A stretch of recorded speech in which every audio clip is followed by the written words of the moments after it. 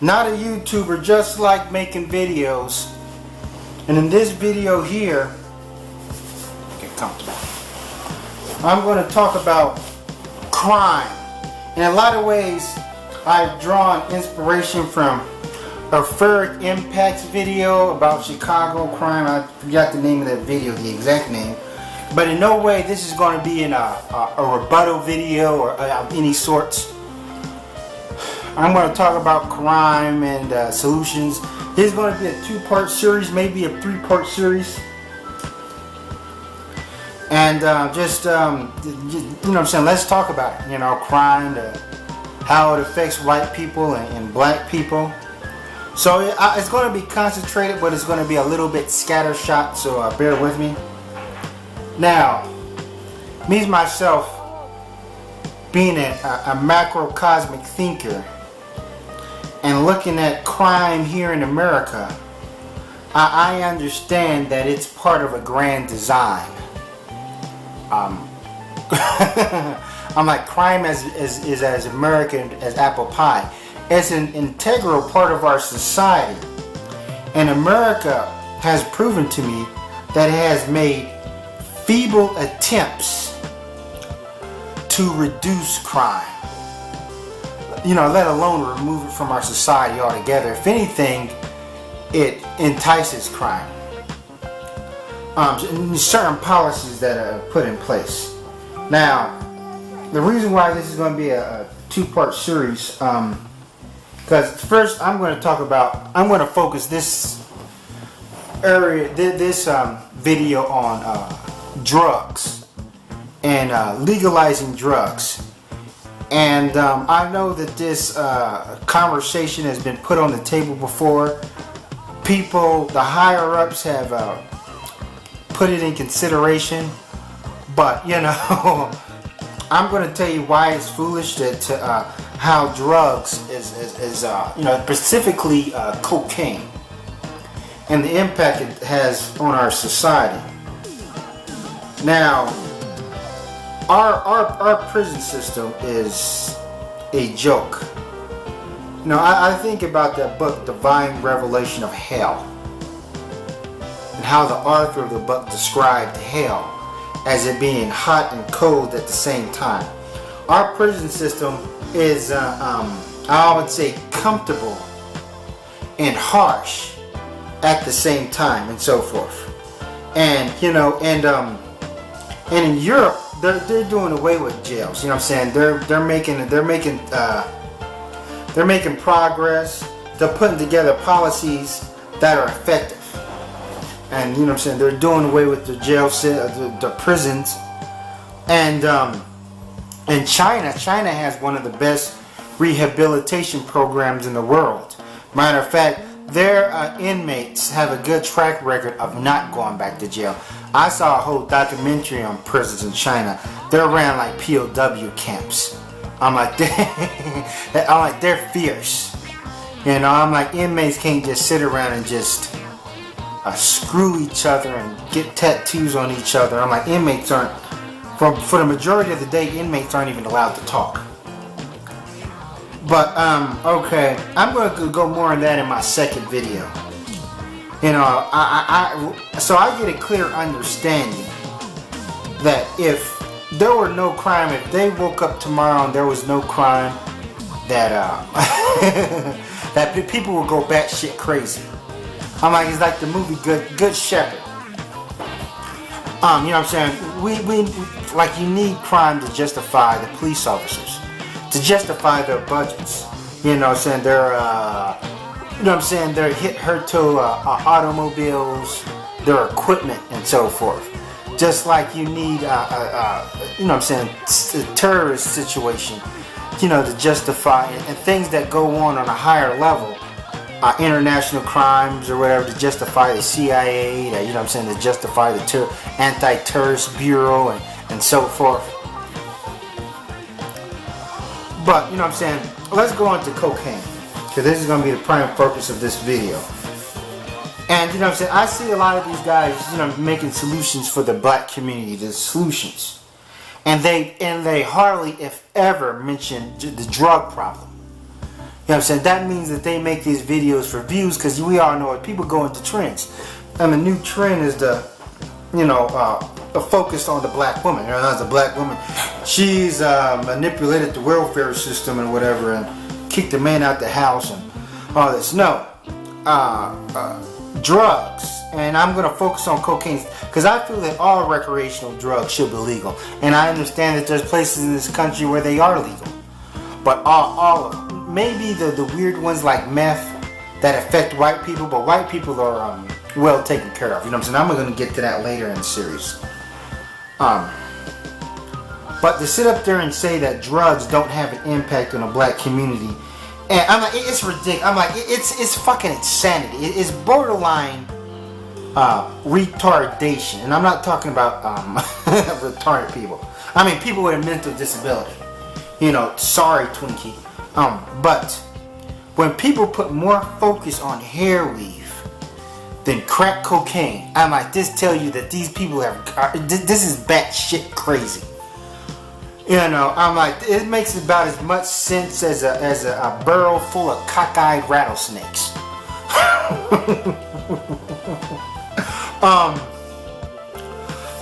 Yes, but if you go into any black community, any impoverished neighborhood, in America, you see that the cocaine game, it's alive and well. We still got dope boys on the block. We still have, dope fiends, rappers. That's what they all talk about. They talk about that white girl, that white lady, Snow. You still have major drug bust happening here, Mexico, and so forth. America is still the #1 consumer of cocaine. So, but I guess it's boring. Talking about crack cocaine, maybe it's so played out and people need a new angle and so forth. And the black woman has become the sacrificial lamb now. You know what I'm saying? Hair weave has become the focus. Bad hair. I think about that episode of The Simpsons, the Halloween episode where Homer gets that hair transplant and the hair comes off and comes to life and starts killing people. But okay. But drugs destroy family because I've seen it firsthand. I had an uncle who was an engineer, a civic engineer. He married. Actually, he's my uncle-in-law. My aunt married a man that took care of his business. College-educated man, worked for a good company. I'm like, he was an engineer. They lived in the suburbs of Fort Wayne. This was back in the 80s when, there were no black people in Fort Wayne. I remember visiting because it was hard for me to keep tabs of my cousins or whatever because I'm constantly bouncing around in the military. And I remember visiting them. And then, when I bounced off to someplace and I came back to visit him, he got addicted to drugs real bad.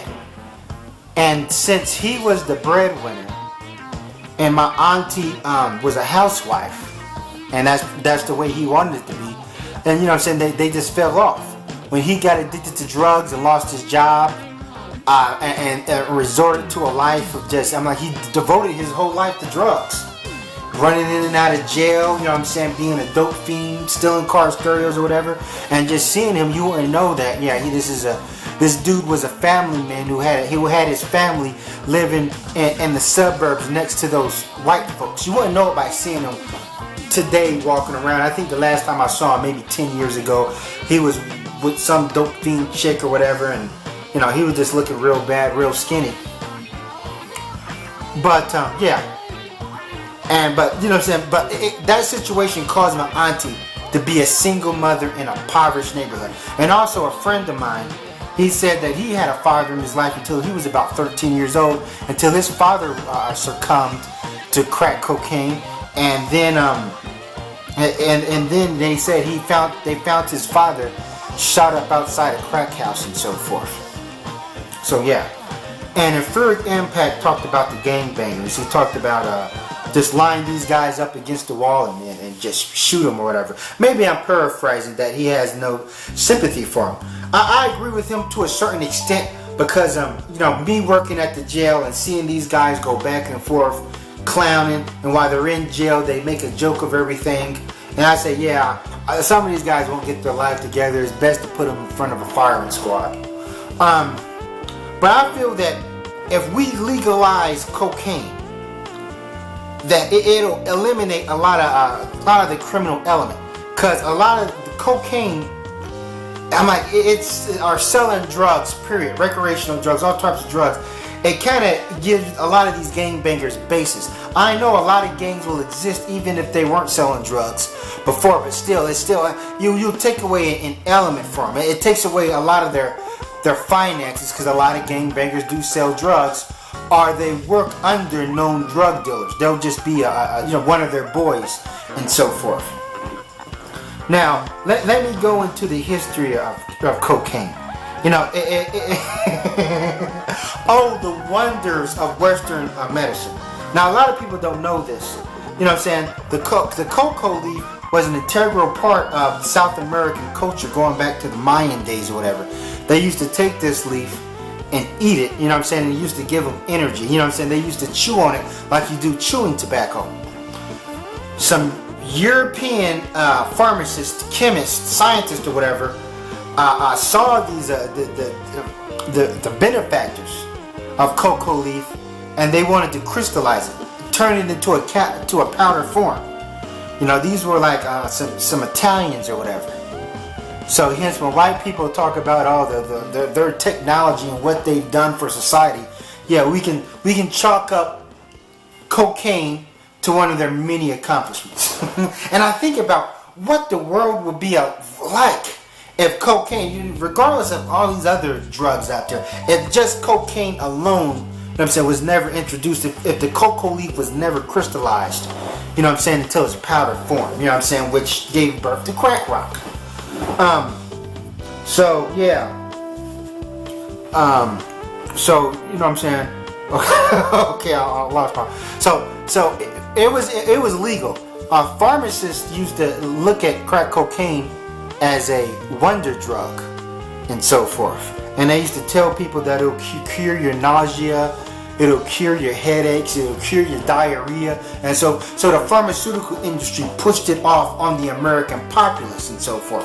And let's take Sigmund Freud. You should all know who this guy is. He's dubbed as the father of modern psychology or whatever. He was a big advocate of the use of cocaine. He used to push it off on his patients or whatever. I'm like, he was a coke addict himself. And then when the ball dropped, and when they seen how dangerous this substance was, and how a lot of people were being addictive, and it was destroying the fabrics of society, Sigmund Freud's reputation was destroyed, which a lot of people don't know this about this dude. And he ran away to France with his little 15-year-old girlfriend or whatever, because he was also an advocate of, you know what I'm saying, underage girls, but that's another story. Yeah, so that's what I said. I'm like, you introduce this to society, and then you're like, okay, then you take it away, And they used to give cocaine to people that was addicted to morphine, so they're giving them another addiction to battle another addiction. But here, let's go into black people. How did it affect black people? I'm so glad you asked. It's almost like your Furrick Impact made a video called Reefer Madness, where he talked about the, you know what I'm saying, how this campaign of, how they said that when black people used reefer, you know what I'm saying, it makes them gets the gall to step to white women or whatever. Same thing was done with cocaine. They used to give black workers, those who work, especially the ones who worked at the shipyards and the docks, cocaine to make them more productive, you know what I'm saying, to give them more hyper up, so you know what I'm saying, to stack those crates or whatever. And then there was a campaign going around saying cocaine is making black men rape white women, you know what I'm saying, and so forth. And then they said something about the lesser races can't handle crack cocaine, hence because the black man was less cultured, he was less civilized, and the black man had no self-control. It's like what they do in Australia with the Aboriginals. They feel that Aboriginals can't handle these narcotics, and they banned pornography from the reservations where Aboriginals live on, because they said Aboriginals can't handle it or whatever. No, they don't want the Abbies, the Abos, to know white people's dirty little secret. But yeah. So you introduce it to society, you take it away. Now, you know what I'm saying? Now the war on drugs is a war on black people. And of course, black people are going to suffer the repercussions of it more so than white people. Because when white people get addicted to stuff, they look at it as a societal problem. And they say, hey, what can we do to help these people? It's the same thing with meth. You know what I'm saying? At my job, I transfer a lot of white people to meth clinics. And when I go to these meth clinics at 6 o'clock in the morning, I see a long line around the block. I'm thinking it's some sort of new 24-hour club and so forth. And then there's so much billboards and advertising. No, I won't say advertising, but like this campaign, Get Your Life Back. You know, and it always shows white people looking distraught and getting their life back, getting off meth. But hell, crack cocaine is still a problem. But I don't see this. Maybe it's different in your city, but I don't see these big boards saying get your life back, get off crack and cocaine and so forth. And you know what I'm saying. And we all know that you get more jail time for selling crack cocaine than cocaine. You know, because they look at cocaine as a luxury drug and so forth. Now, the thing is that once you legalize, I'm like, let's say cocaine is a monster. Crack rock or whatever, speedballs. I'm like, if they're a monster, and if you just legalize that, I'm like, it'll have such an impact. You know, now some people say, well, cocaine would still destroy the American family, maybe more so than I can't think it'll be more worse than it is now.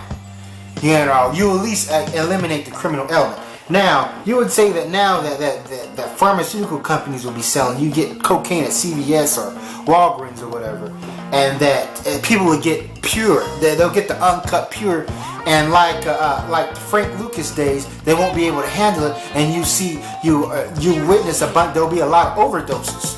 You know what I mean? Because we know that the cocaine you get off the street is mixed with fucking baking powder, toothpaste, or whatever they can to stretch it out.